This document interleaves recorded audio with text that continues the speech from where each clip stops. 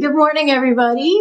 Welcome to the Daily AI Show. Today is Wednesday, November 12th. I am Beth Lyons, back from the Create Conference 2025 virtual experience for Women in AI. If you did not get a chance to connect with that and you are a woman in AI, we would love to have you join.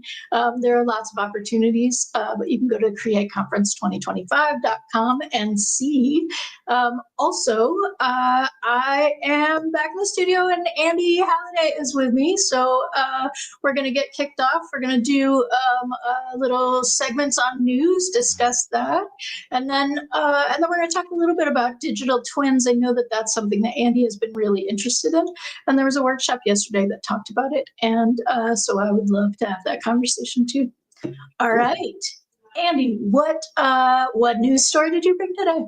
Well, I have a number of them. I'll hit the top of the charts with, just the nervousness that's been created as a result of SoftBank, one of the major investors in the world of technology for many decades, and led by a fellow named Masayoshi Son, and his decision to sell his entire stake in NVIDIA.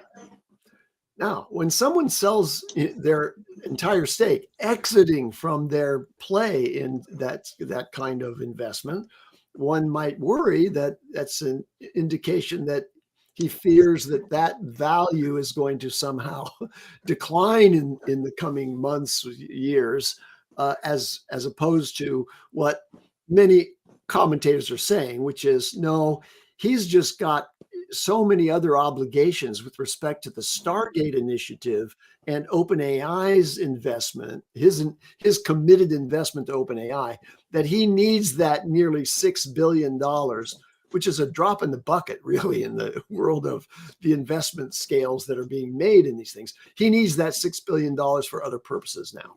And, NVIDIA's at a pretty nice high level, so you can harvest profits, take your profits now. And he might also be thinking, well, if I take it out now and I have it parked in something and suddenly NVIDIA drops down to the 150 level or 120 level where it has been fairly recently, maybe I can just jump back in. But I don't think this is a timing the market kind of play on his part. I think it's more about having to shuffle his cards around and get them ready for the next play at the gaming table. Very big, high stakes game that is happening in the world of AI investment, which is really supporting the economies of many countries in the world at this point. Right. And did they invest in OpenAI? Did they turn around and make the play toward OpenAI? I think he's made commitments to investment in OpenAI that he has to fulfill on, and it's beyond 5.8 billion, right? So I think this is the cash component. Now SoftBank has many ways to raise money beyond his personal or SoftBank's interest in one investment vehicle. Right. So the headline that said, took money out of NVIDIA, makes the play for OpenAI is misleading. There's a lot more behind that. Awesome. Yes. So my news that I want to start with is Suleiman, who is the Microsoft, Mustafa Suleiman, came out and committed to a humanist AI, right? That Microsoft will be targeting a humanist AI so that humans will still have jobs and all of that. And kind of at the same time, Musk came out and said robots are inevitable. Robots will be the workers. So those two things are being compared. And one of the things that I think is really interesting about that is the ownership play behind that, right? Musk has controlling interest in XAI and can direct the direction, right? Can choose the direction, much like Zuckerberg, who has controlling interest in Meta. Suleiman is in charge, but he doesn't own Microsoft. He can't have that same kind of play. They also famously have 27% interest in the for-profit wing of OpenAI, and so are benefiting from that, as well as having some AI personnel in-house, the people behind the people behind Pi. That team came and is now Microsoft AI. So I just thought that was kind of fascinating to see that play out this week. Yeah. All right. Now, further plays on the gaming table of AI. All right.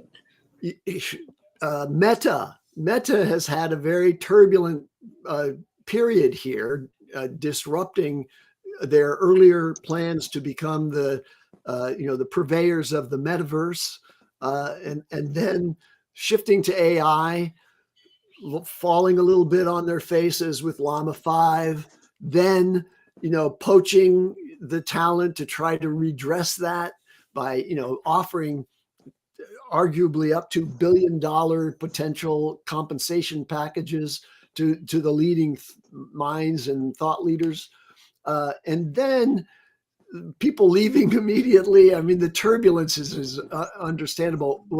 Meanwhile, in the background, Meta's chief AI scientist, Jan LeCun, who's one of the godfathers in many respects of AI, he's been a stable force there, but he's left Meta, and he's starting his own company, which is going to be focused on world models.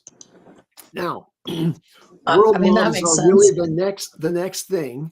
And so, Meta isn't uniquely focused on world models. They're focused on super intelligence, but super intelligence will require spatial intelligence, which takes the current crop of AIs beyond, reading and writing skills based on, an enormous corpus of human knowledge, and takes it to the point where, there's understanding and reasoning based on causality and physics and everything else that we learn naturally as humans as we develop. Now, they're not the first. Well, Jan LeCun's not the first to say, okay, I'm going to leave a company and go out and work on world models. Fei Li, created World Labs. She left. Where did she leave from? Do you recall, Beth? Fei Li, I don't recall where she was previously, but she founded World Labs in 2024, leaving some place where she was. Somebody find out, tell us in the chat or whatever. But Brian would know, because he's a follower of Fei Li. He tracks her and understands that. But he's not. We need our Fei Li expert, Brian. That's right, Brian. What are we doing without you here? Okay, so Fei Li, another leading researcher out there in the world of AI. She and a team of prominent AI researchers kind of left and created World Labs, which is building large world models, LWMs, not LLMs, not based on language, but based on this spatial intelligence, capable of perceiving, generating, and interacting with 3D environments from minimal input data. And that company that she founded is already a unicorn, well worth beyond $1 billion at this point. We don't know how many $1 billion, because it's a private company and they're not kind of revealing what their funding rounds are doing right now. But there are other players. Google DeepMind has a family of world models called the Genie family, and they can generate diverse interactive simulated environments and train agents using their understanding of the real world.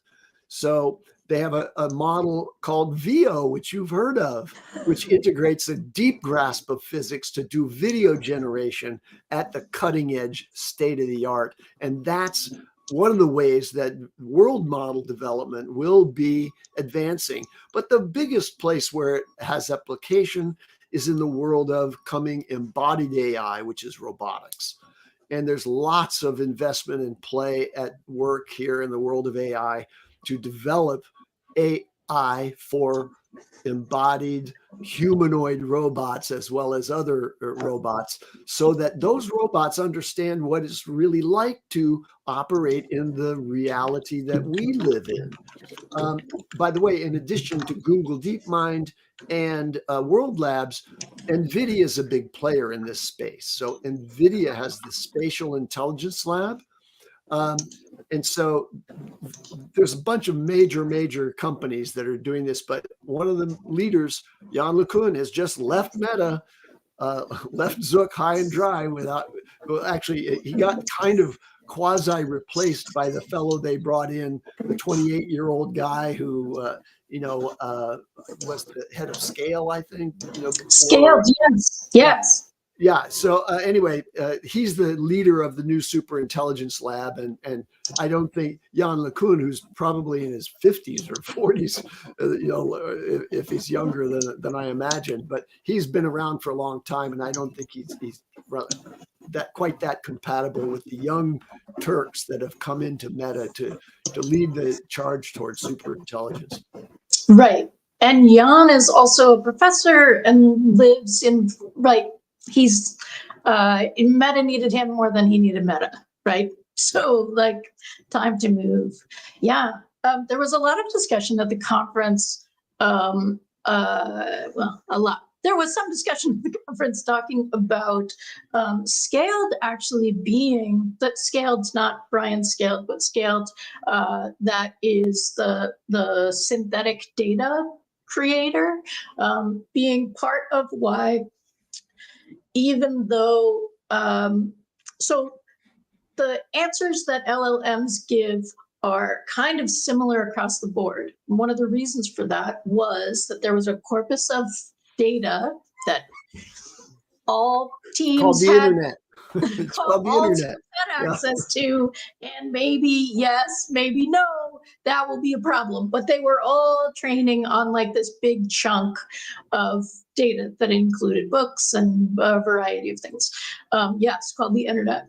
And so that created a specific set of probabilities, right?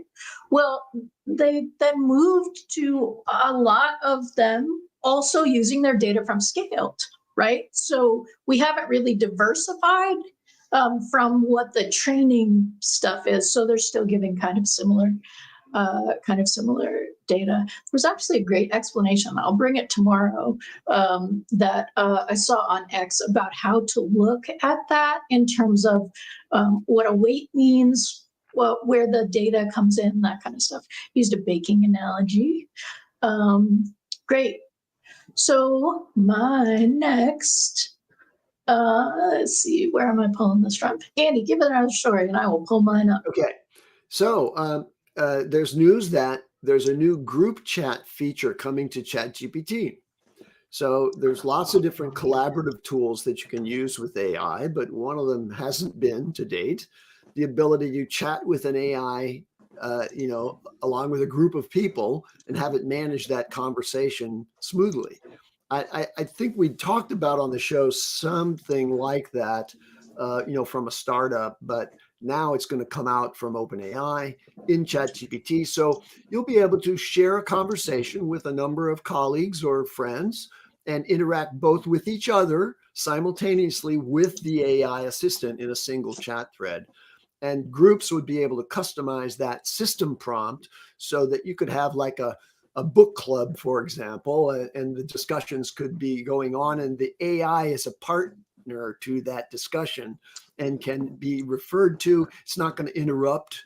It's going to be, carefully, trained in order to be a polite and cooperative partner in those discussions. And you can also manage how the AI should respond. You can give it, modify the system prompt for the AI participant in the group chat so that you say, look, speak only when spoken to, that kind of thing. And you can do that as well. And it's going to be coming out in one of their seasonal updates, probably in the very next one. That's interesting and really, really helpful. I feel like we saw a startup debut, something like that, where you could see the demo that I remember is like a group having conversation or a presentation and being asked questions, and then like a speaker was being asked questions, and then they turned to the laptop, I think, and said, hey, Stephen, do you have a question, right? And then it knew to speak at that time. It's actually a really interesting play, and something that comes up a lot in terms of OpenAI and specifically ChatGPT being the most popular, highest exposure, all of that. Because once people get in and then start to have questions, now how do we collaborate on conversation with ChatGPT? Specifically, if we're like, do we have to use Zoom and share screen? Like, what are our options? Don't we want to be able to go off and then come back? Yeah. And this also, it touches on an issue that's got to be on the top of the minds of all startup CEO founders who are working on a product that is an application using an AI, but could easily be added as a feature of one of the major model developers like OpenAI, which is like the biggest threat.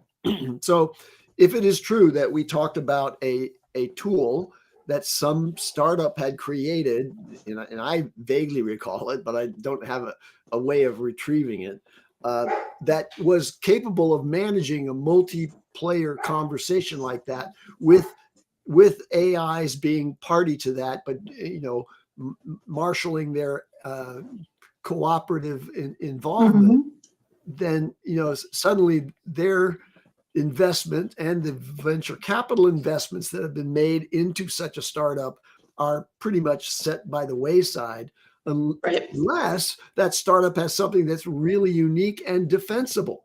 But if OpenAI can, just by putting a small team of people over here to work on that, using internal tools like Codex to build the platform and then integrate it just by doing the branch commit into the main ChatGPT interface.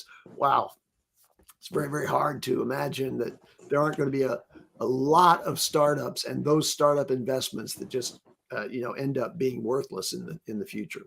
See, and I hear you on that. I also think that we are just at the very start of like UXV, right? So because I think that what you're talking about, what we're talking about, that startup was doing was it didn't control the LLM or the answers, right? It was literally the interaction. And I feel like all of the voice interactions in each of the main models, Gemini, Anthropic, ChatGPT, and Grok, Meta, okay.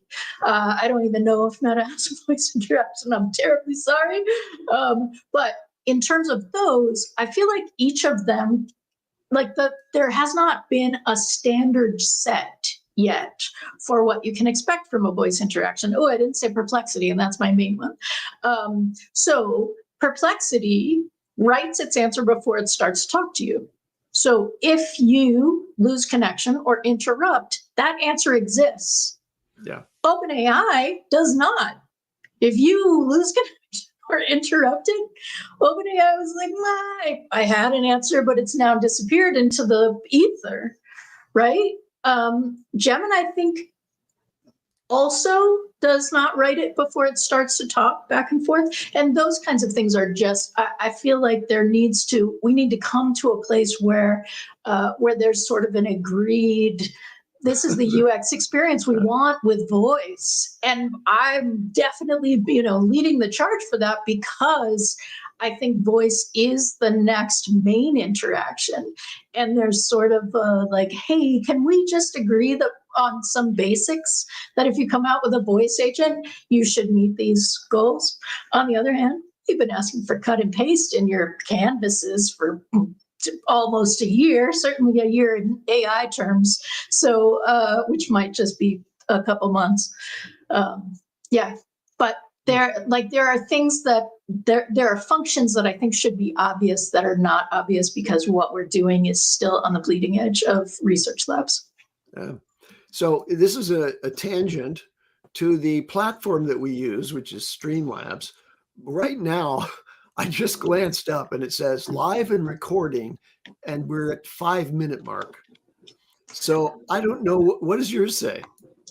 I don't have anything, and I don't have chat in the thing. So I am chatting from. I've opened YouTube, and I'm chatting there. It could be that the recording is only now 5 minutes long at about the 21-minute mark. We're in 20 minutes, right? Or it could be that we've only been live for that long, but I don't think so. No. Our chatters have been involved. We've been live the whole time. I'm going to wave so that I can see myself waving over in the show that's on. Okay, sure. Oh, I'm not waving. That's a long time. Okay, we're just hoping y'all are here. I guess. I think they are. They're all there. I can see the chat. I see Gwen. I see I see Gwen, Jude, Jen, Jeff, yes, AA Ron. They've been here for a bit. Okay. Anyway, I just wanted to see if you had any additional information about the status of our feed. But let me go on to another news item, and this has to do with the whole emergence of the Chinese model development and pursuit of advanced AI at apparently lower cost and with higher quality than what's being delivered in the US model.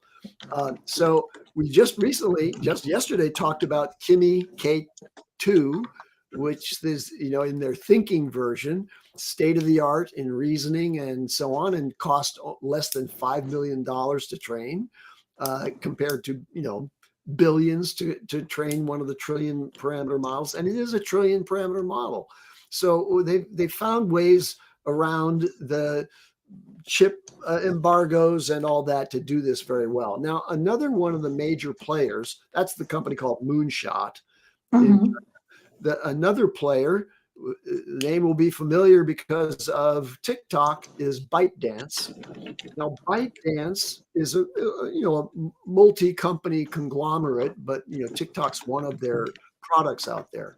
But ByteDance is also a major AI developer, and they have just unveiled a coding agent that you can hire for just $1.30 a month.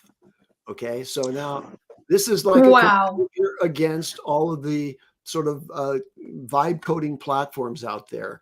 It sets state-of-the-art record on the SWE bench verified test, software engineering bench mark, and it supports popular development tools like Cursor and Klein, and has VE CLI.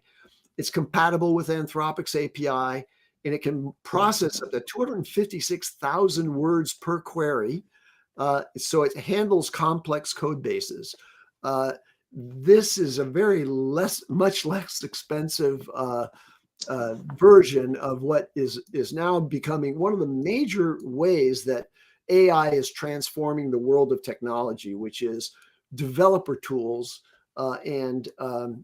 Anyway, I just saw that today, and it's just really astounding that they can afford, because of the lower costs of their development cycles, to charge only around $1 a month for you to use that coding agent.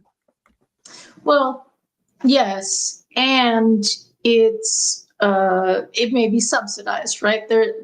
I feel like everything that comes out of China, when we're talking about what are their costs to be able to do stuff, there may be built-in loss as a strategy, right? They're subsidized, and it's in China's interest to bleed the U.S. companies, right? I mean, to a certain extent, everybody's racing toward that specific goal. That's fascinating, because prior to this, the main thing that you were seeing in terms of comparing cost was, is it worth the $200 a month Lovable, or is it worth the $200 a month max subscription to Anthropic, or the pro subscription to OpenAI, which gives you those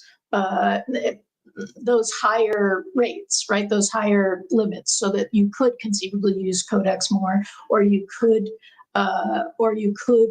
use max at you get 20x more, 10x more. I don't remember what their extreme max was. That's fascinating.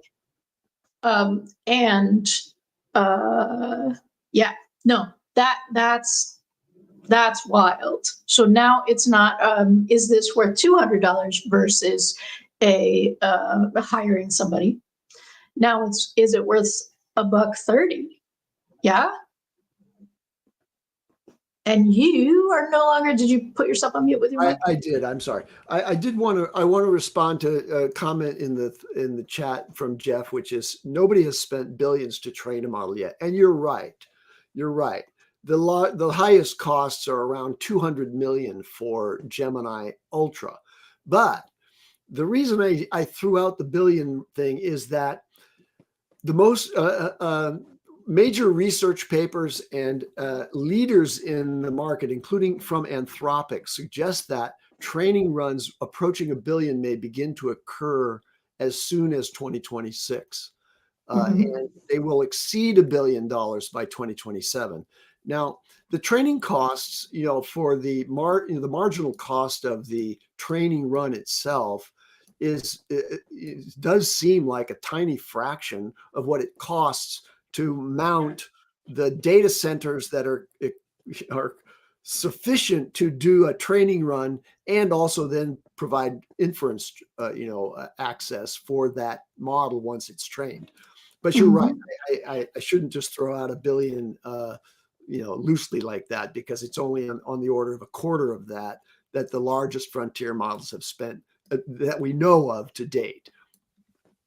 And there is that theory that is not fully playing out, but maybe playing out in China, that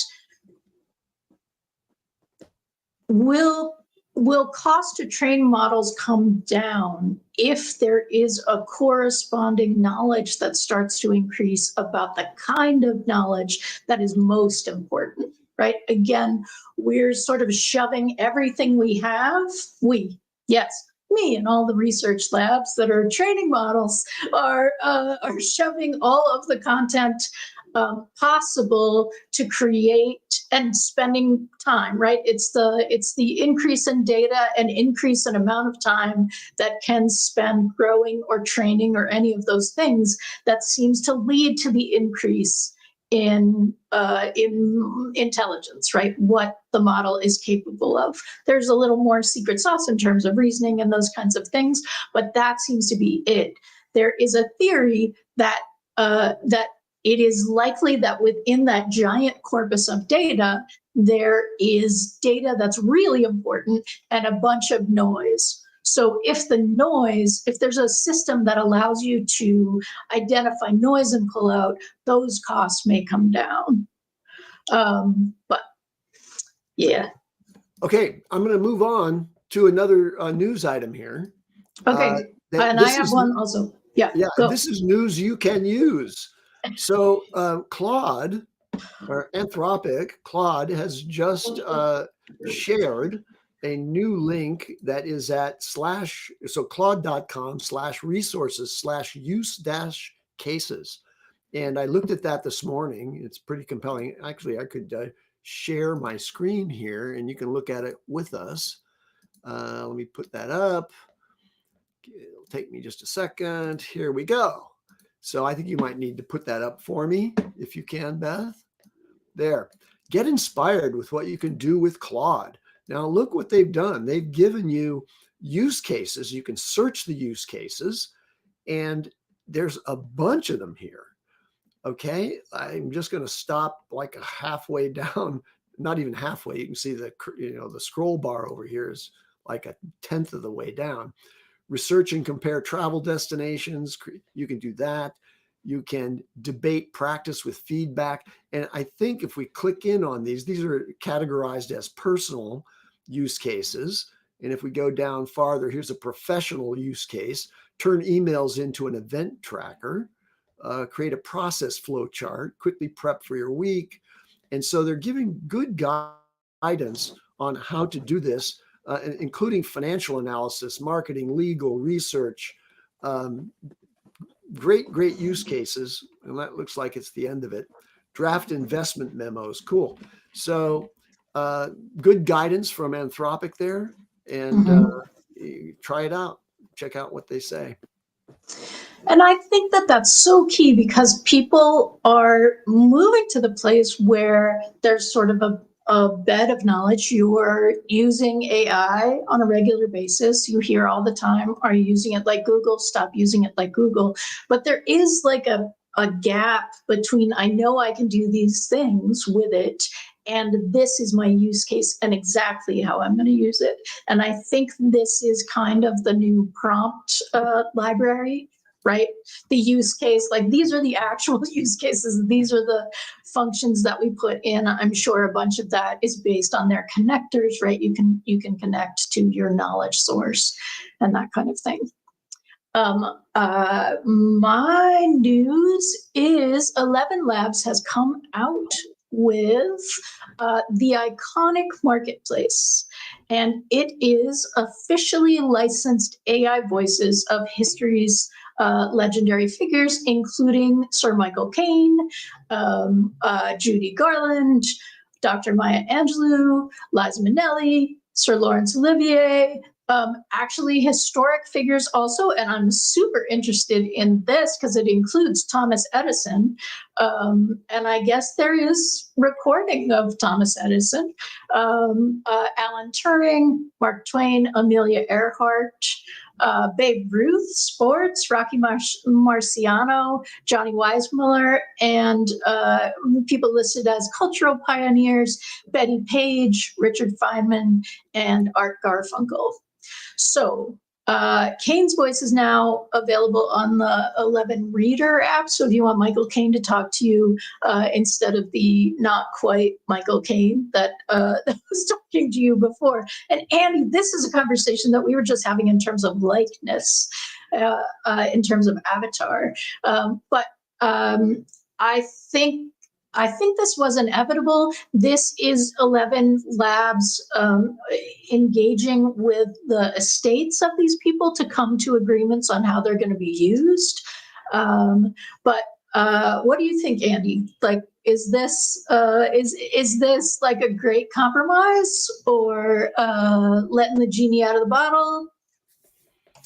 Well, I think it's kind of an entertainment thing as opposed to something practically useful, right? We all watch documentaries and such, and it's interesting and entertaining for us to look at historical figures who have made a difference in the world. And it would be even more interesting, I think, to engage with that kind of imagery. And direct it, like directing your own documentary about an historical figure. So I love the idea. I think it's great. I think it's on the path towards very personalized, dynamic, interactive media. And it's going to be far more interesting to have interactive media with somebody who already has a posture in the world and is understandably possessed of something worthwhile to say. So if that can be articulated as a clear voice that you can interact with, I think that's going to be fun. And then ultimately it'll be delivered in a video avatar format with 11 Labs quality voice connection. I got to believe that 11 Labs has some video side partner working with them on that particular initiative. Is there anyone? Was that as a part of the announcement? Say it again. There is. Is there? So 11 Labs now has these voices that you can access. Right. Right.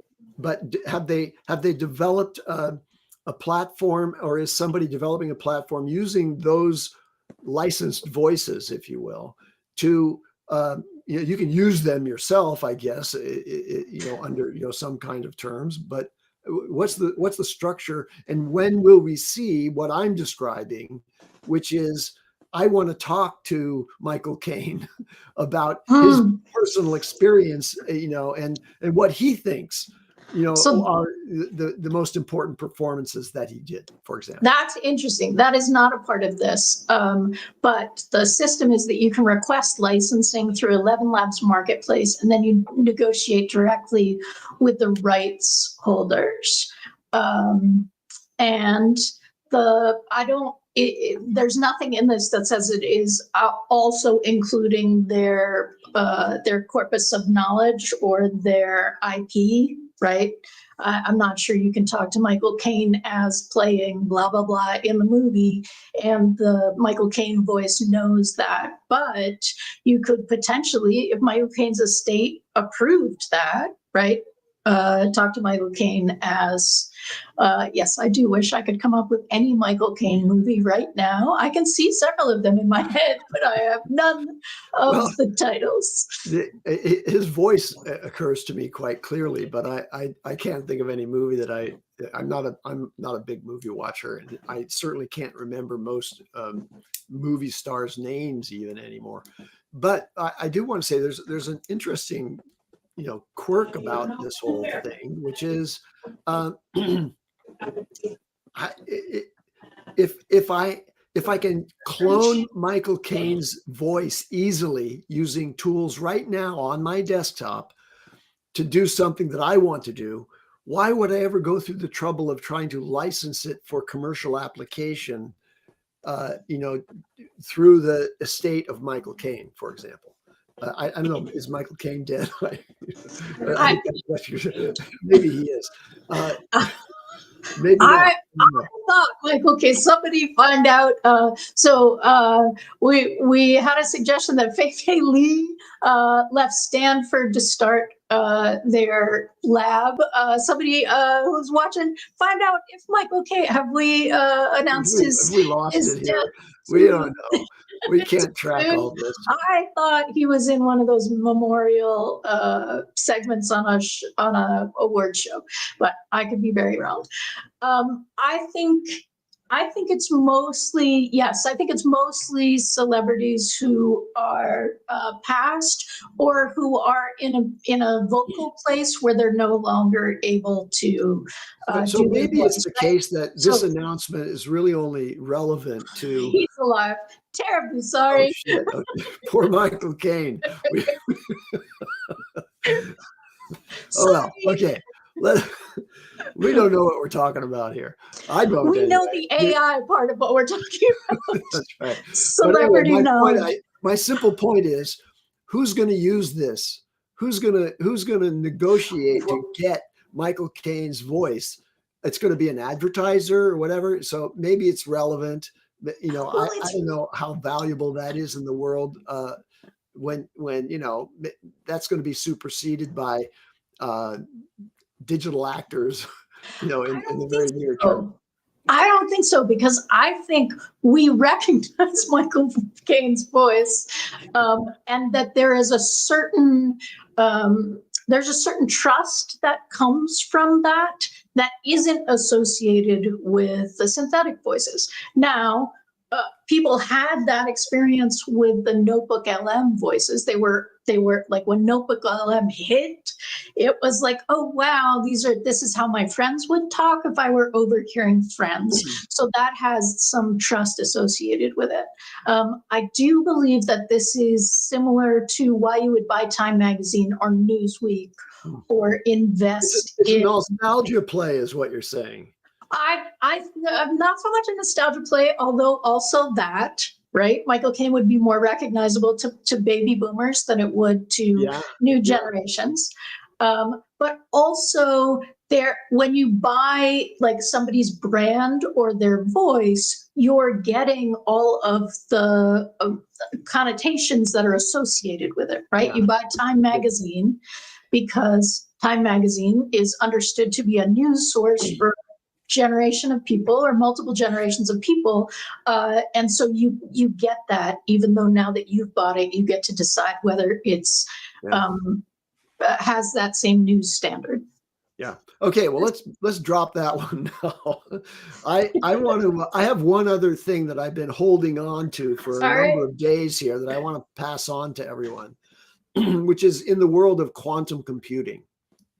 So I learned something important this morning, just prepping for this little discussion I've been working up for some time, but it is that there is, there's some kind of mystical capability of a quantum computer to do calculations that would take a supercomputer like a septillion years to do, but the quantum computer can do it faster.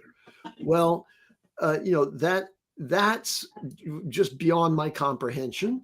But what isn't beyond my comprehension is that, and this is the additional, understanding that I gained this morning, is that the very most capable supercomputers in the world right now are being applied to the simulation of small quantum computers, small in terms of the number of logical qubits that they operate. And the number of qubits actually expands the potential of this incredible computational power that quantum computing represents.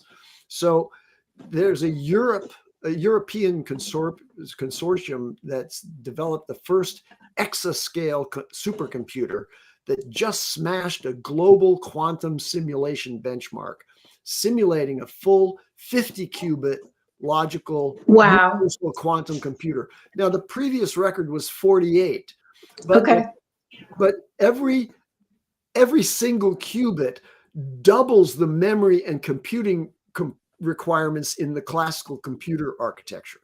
So to go from 48 to 50, that was 4 times. That had to quadruple, right? Because it had to double and then double again. So it had to quadruple the capacity. So this new supercomputer has the power 4 times what the previous exascale computer system could produce.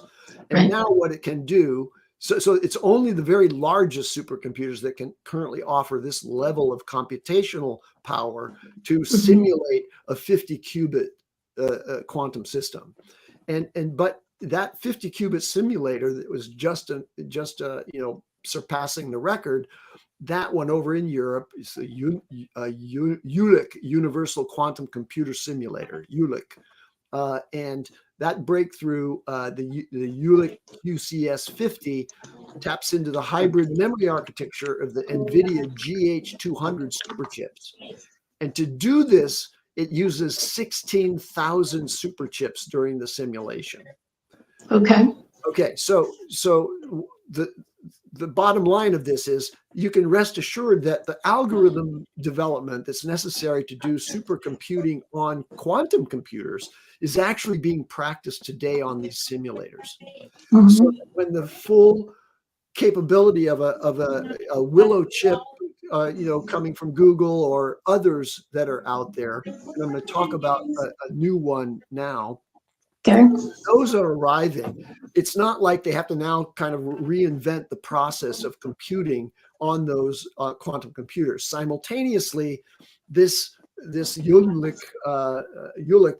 system is simulating quantum computers to allow the researchers to develop their code and their process before we even get the physical quantum computers working. And you're going to talk about the chip, but I want to say one of the reasons that this is an important conversation to have is that the same thing that happened when LLMs could generate papers, research papers, all that stuff that happened to those gateways is potentially going to happen when quantum computing happens for encryption. Like encryption is currently, it's encrypted, which means it's actually very hard to break that. Quantum, it's not hard at all. We don't have a backup other than distributed chain, which is sort of a backup, but maybe not a backup, right? Like we don't have anything waiting in the wings to come out, as far as I know. All right, what's your chip? So a couple of just takeaway points on that one. One is I realize today just how intertwined supercomputer in classic computing development is with quantum development. And it reminds me, though, that, you know, when NVQLink from NVIDIA came out, they were showing how the chips that are managing the memory and so on tied to quantum computing, that's a combination of classical architecture and quantum architecture. And that's necessary in order to basically deliver the output of this mystical, weird thing that's happening through all the entanglement issues within the qubits, you know, to actually elevate that to our attention. So those things work side by side. Now, I wanted to tell you about another company that's just you know, achieved a kind of breakthrough in the quantum architecture, and the name of the company is Quantinuum. Quantinuum, and they have a Helios machine, and it has 98 physical qubits. But from those 98 physical qubits, they can deliver 48 logical error-corrected qubits. Now, what does that mean? The 2-to-1 ratio, roughly, here is unique. Other machines out there, including the ones from Google and IBM, et cetera, require anything from 12 to 100 times the physical qubits to create one logical qubit. Right. So now the number of physical qubits demonstrated by Quantinuum that's necessary to create the logical qubits that the computer actually uses. And the reason the physical to logical ratio exists is that the number of physical qubits are required to overcome the inherent transience of the calculations that are happening in the qubits and to accomplish error corrections to get an error-free quantum computing logical qubit. All right. So what this new fault-tolerant machine enables is that eventually they'll be able to have thousands of physical qubits and hundreds of logical ones. When we hear about, you know, one of the bigger quantum computers today having X number of qubits, we're talking about the physical qubits, not the logical qubits. And even having a quantum computer with 2 logical qubits is way more powerful than a supercomputer, right? Right. So now imagine quantum computers in the near-term future with hundreds of logical qubits. Okay. Yeah. So really important advancement there in quantum. So, you know, we keep knocking down the obstacles to these incredible advances in the technology that's coming that will support AI and support lots of other, you know, goods in the world, as well as make encryption impossible. Right. And if I remember correctly, what we're talking about is increasing quantum stability. Right. So it was a while ago, it was possible to like get one sometimes. Right. Like for a little. Yeah. Like, first of all, getting a stable qubit, a single stable physical qubit was seemingly hard using superconducting fluids or superconducting circuits. You had to have all the refrigeration. And we talked earlier about some advances where, you know, they've made room temperature physical qubits. And they've proven that that's possible. So now, but this other approach is showing a different path, but arriving at the same objective, which is to try to get to a stable number of logical qubits that don't require enormous machinery and that can perform these quantum calculations reliably. And Cisco's comment is on par as well, right? Can the U.S. Can pull off the power needs that AI is going to need for this and keep the lights on for the population? This again is like maybe we need to go to tundra, right? Like maybe all the data centers move to the colder parts of Canada, except of course the colder parts of Canada are owned by the indigenous population for the most part, so that's not an automatic. But all of this keeps coming back around to, yes, what are the needs and where are the resources coming from for this? Yeah. All right. By the way, on that point, there's an enormous investment being made by all the major players in AI in data centers and the chips to drive them. But apparently concrete is in short supply and sand, right? So the speed at which these data centers are supposed to be built is not constrained by the chip supply chain. It's constrained by the construction supply chain.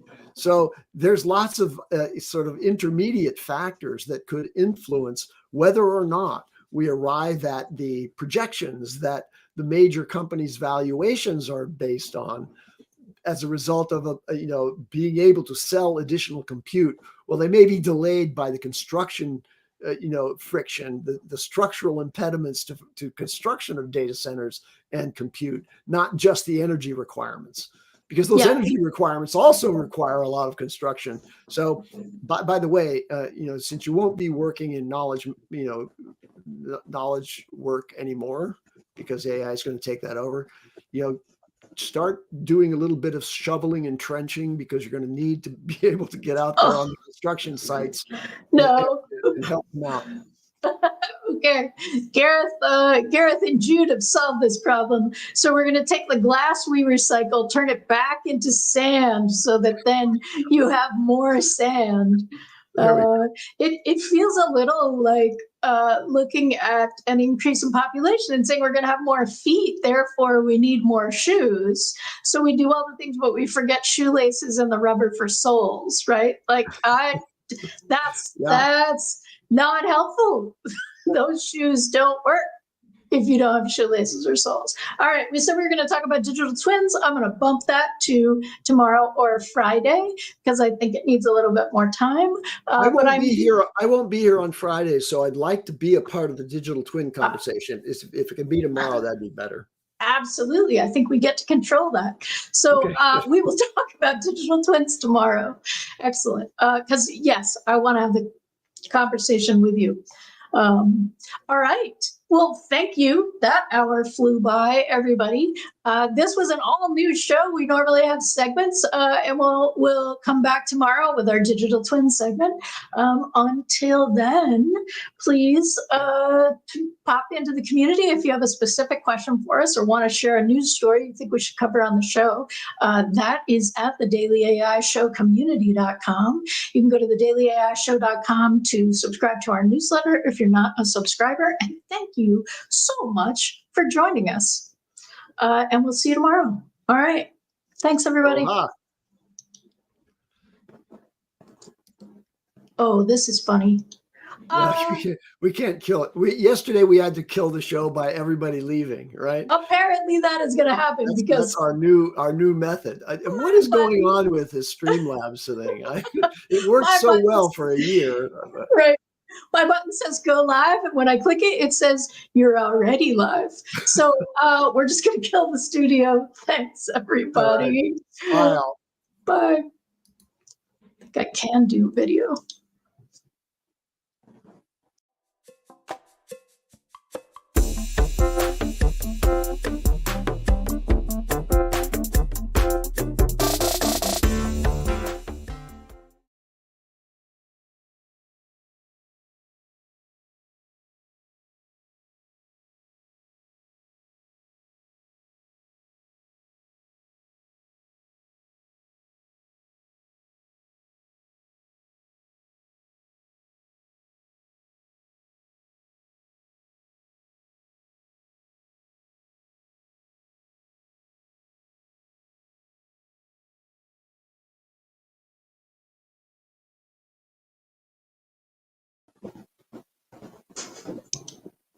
All right, now I'm back in the stream and I get to end the stream. Thanks, everybody. I do not know what's happening. I know what's happening with AI. I just don't know what's happening with Talk Studio.